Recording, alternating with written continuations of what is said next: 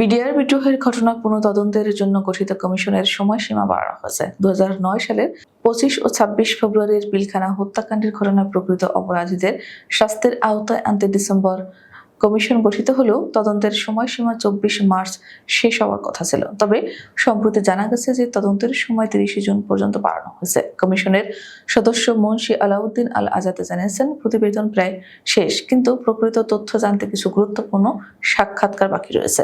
বিশেষত কারাবন্দী অভিযুক্তদের সঙ্গে কথা বলা এবং পলাতকদের সামনে নিয়ে আসা জরুরি। এর জন্য স্বরাষ্ট্র মন্ত্রণালয়ে চিঠিও পাঠানো হয়েছে। কমিশন এই 90 দিনে কি তথ্য পেয়েছে তা প্রকাশ করতে চাচ্ছে না, তবে তদন্ত চলছে।